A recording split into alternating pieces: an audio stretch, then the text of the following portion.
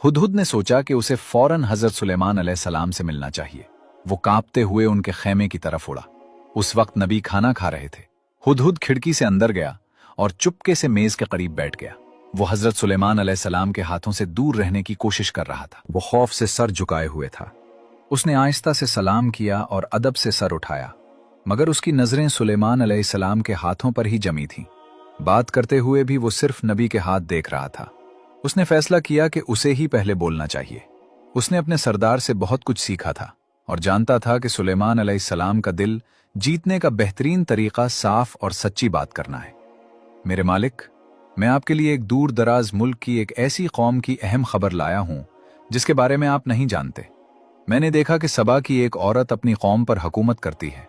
वो एक अजीम तख्त पर बैठती है और उसके पास सब कुछ है जो किसी हुक्मरान के पास हो सकता है। हुदहुद ये जाहिर कर रहा था कि उसकी देर से आने की वजह अहम थी। वो एक हसास मिशन पर था। हजरत सुलेमान अलैहिस्सलाम ने फरमाया, यकीनन हमें जांचना चाहिए कि तुम जो कह रहे हो वो सच है या नहीं।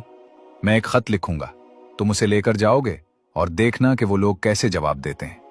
हुदहुद ने मेहरबंद खत लिया और तेजी से सबा की तरफ उड़ गया। जब वो पहुंचा तो खत को अपनी चौंच में लेकर खुली खिड़की से अंदर गया और पर्दे की सजावट के पीछे छुप गया।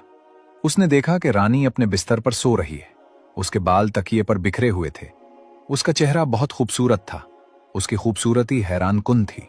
हुदहुद ने सोचा कि अगर हजरत सुलेमान अलैहिस्सलाम की फौज सबा की कौम से लड़ेगी तो नतीजा साफ है।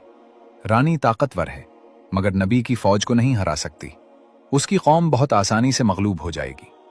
हुदहुद सोच रहा था कि क्या वो अभी खत गिरा दे या पहले रानी के मुकम्मल जागने का इंतजार करे। इतने में रानी ने अपनी आंखें खोली और अपने सामने खत देखा। वो फौरन उधर उधर देखने लगी, लेकिन कोई नजर नहीं आया। घबराकर उसने खत उठाया और चुपके से पढ़ा। यह पैगाम सुलेमान अलैहिस्सलाम की तरफ से है, अल्लाह के नाम से जो बड़ा मेहरबान निहायत रहम वाला है।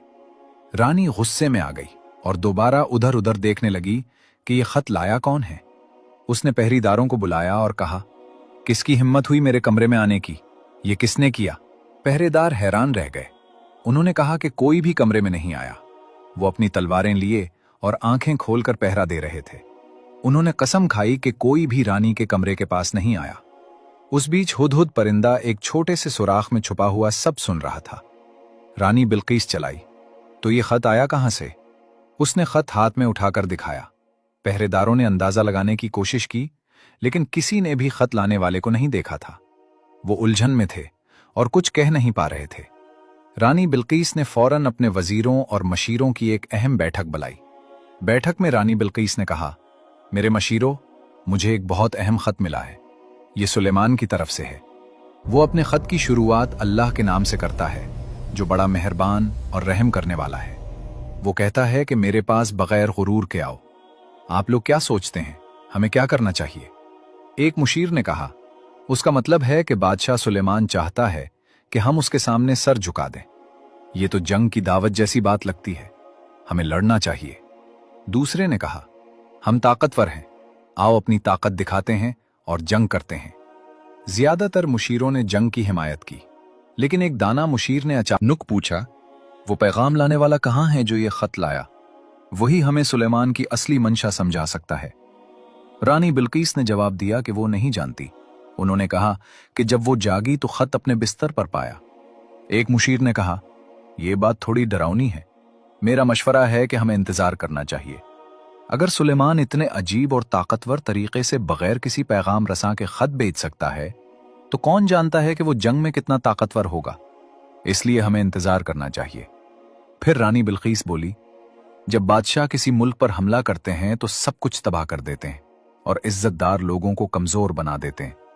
मुझे डर है कि हमारे साथ भी ऐसा ही ना हो जाए। मेरा मशवरा है कि हम तोहफे भेजें और फिर देखें कि क्या जवाब मिलता है। किसी ने एतराज नहीं किया, इसलिए इसी मशवरे को मान लिया गया। हुदहुद परिंदे ने पूरी बातचीत सुनी। बैठक खत्म होते ही वो उड़ गया। रानी के सल्तनत में ऐलान किया गया कि तोहफा सोने और जवाहरात से बनाया जाएगा, चाहे जितना भी खर्च हो। वो शानदार होना चाहिए। उन लोगों ने रानी से कहा, सुलेमान बहुत ताकतवर और डरावना आदमी है। सिर्फ बहुत कीमती तोहफा ही उसे खुश कर सकता है।